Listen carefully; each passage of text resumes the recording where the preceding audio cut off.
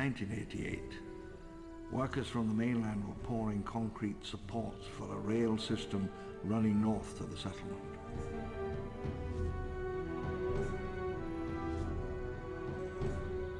In the winter, we began building the supports for the elevated transit system that would unify the island. Concrete towers rose through the jungle canopy. The pylons ran for kilometers, one every 100 meters or so. I built them to last. Running east from the plant, they climbed the valley before descending south into the plains.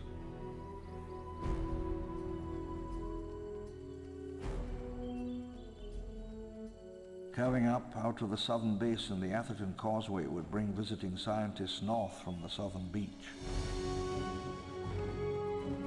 In Gen reception, I planned that someday visitors, scientists and politicians would be welcome here.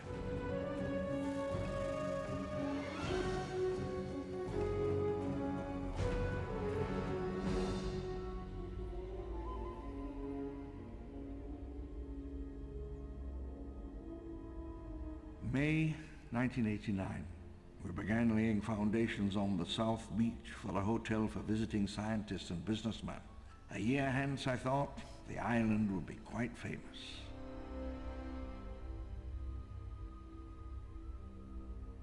The southern beach looked out over trackless ocean, down past Peru all the way to Antarctica.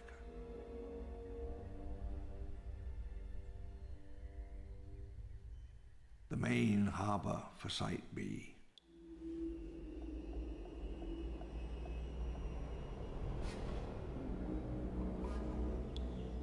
The docks were the lifeblood of Site B. Amber, synthetic eggshell, and livestock came from all over the Pacific Rim.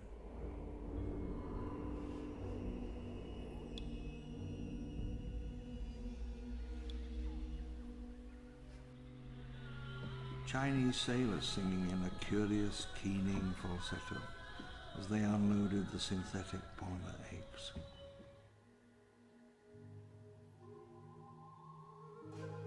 The smells of salt water and gasoline.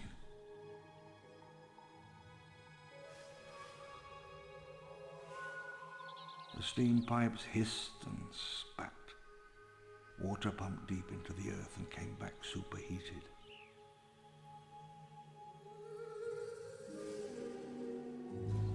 The Emily was a tug for bringing in the bigger freighters. Occasionally we took it out to observe specimens from offshore or to sweep the tide for traces of our operation.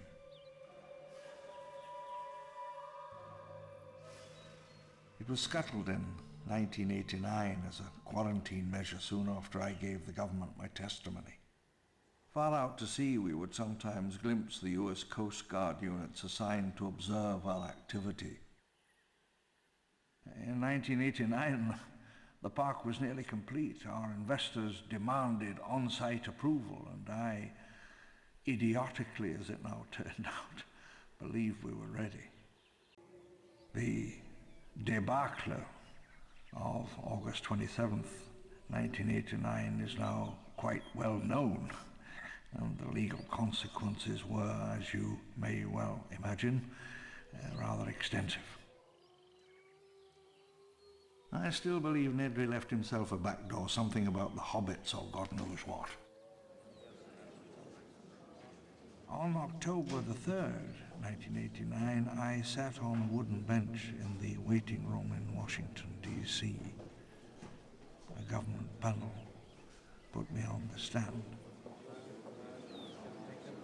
As my name was read out, the session room went silent.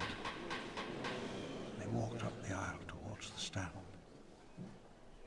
I was being called to account, but I had no clear explanation to give.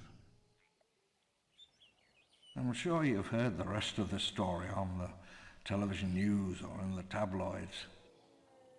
Bankruptcy. I leaned against the wall, my whole body shook. I dropped the mug, it shattered. I let it lie there. We would be leaving soon.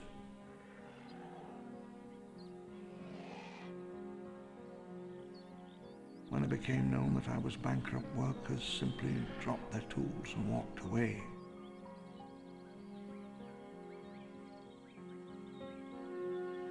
As we left, we vandalized our own locking mechanisms. InGen tolerates no trespasses. Buildings were stripped of everything valuable.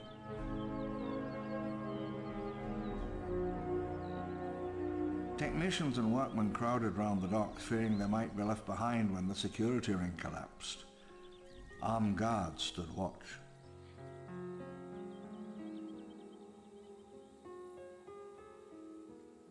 I can picture them, moving cautiously through the dusty rooms in bulky biohazard gear, clutching rifles, poring over our records, reading our files.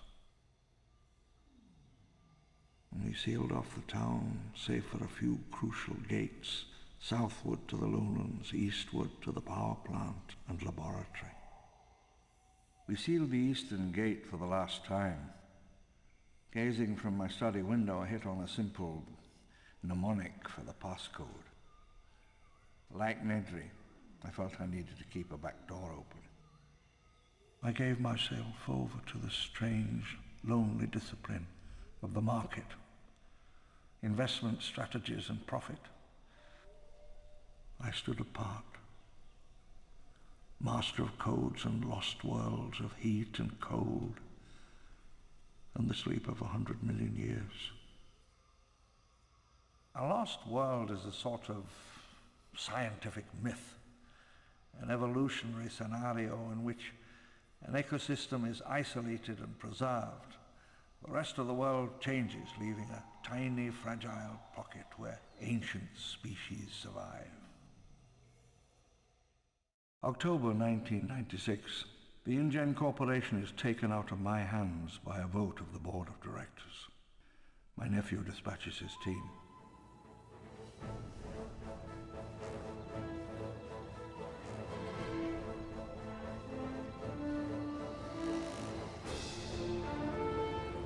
The hunters landed on May 13th, 1997, deep in the island's southwest. Most of them had worked at my African parks for years. They never stood a chance.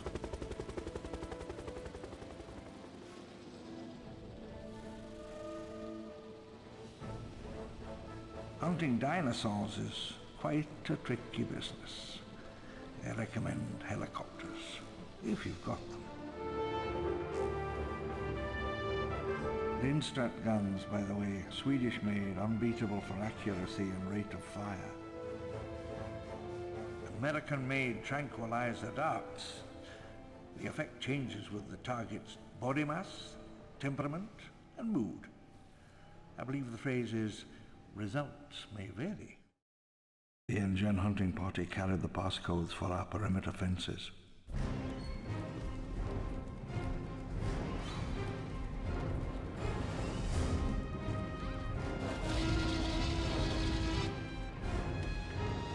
The hunters scattered, their prearranged hunting routes forgotten. Only a third of their number appeared at the rendezvous.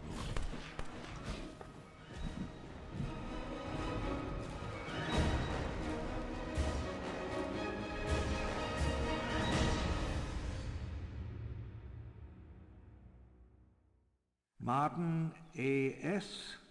still missing. Aramchetty V.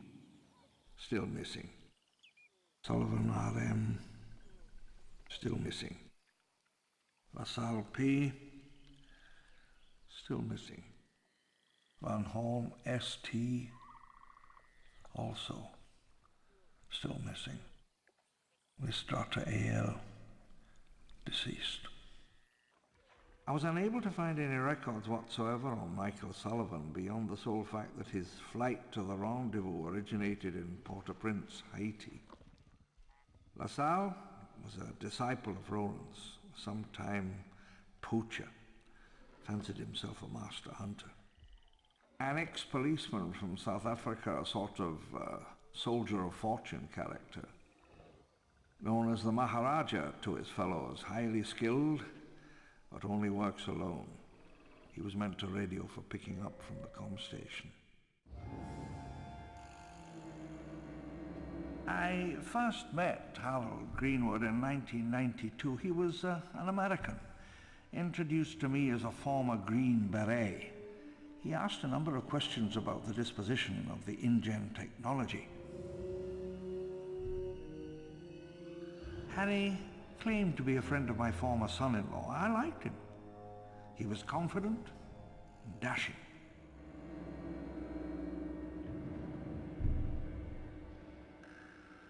Greenwood carried some sort of electronic device which we're told he built himself, based on plans that he found on the internet.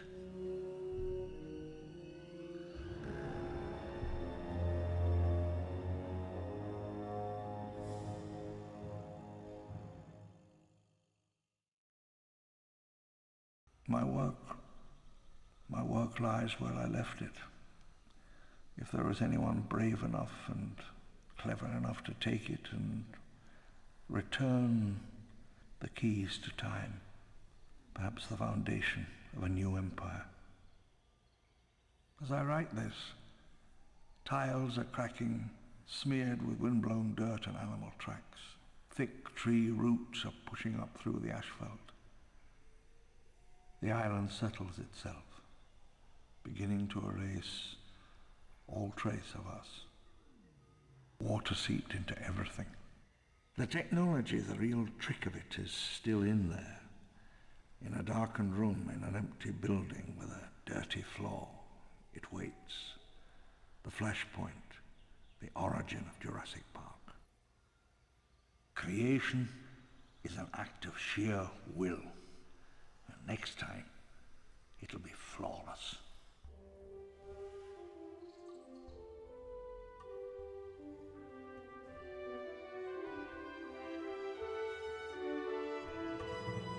On that last day, I stood apart from the rest of them. The helicopters were setting down. Before me, the jungle spread out. I saw that a savage, primal age had begun again.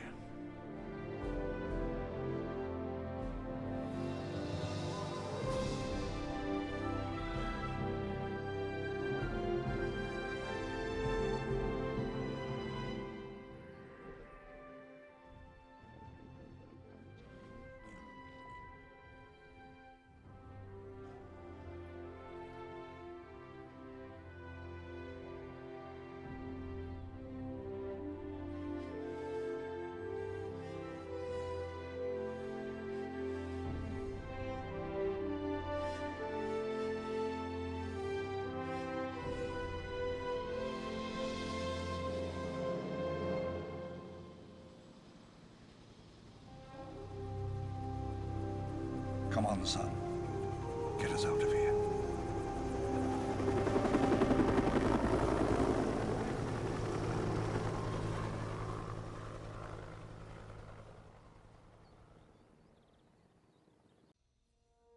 I met a traveller from an antique land who said, "Two vast and trunkless legs of stone stand in the desert. Near them, on the sand, half sunk a shattered visage lies, whose frown and wrinkled lip and sneer of cold command tell that its sculptor well those passions read which yet survive, stamped on these lifeless things, the hand that mocked them and the heart that fed." And on the pedestal these words appear: "My name is Ozymandias, King of Kings. Look on my works, ye mighty, and despair. Nothing beside remains. Round the decay of that colossal wreck, boundless and bare, the lone and level sands stretch far away."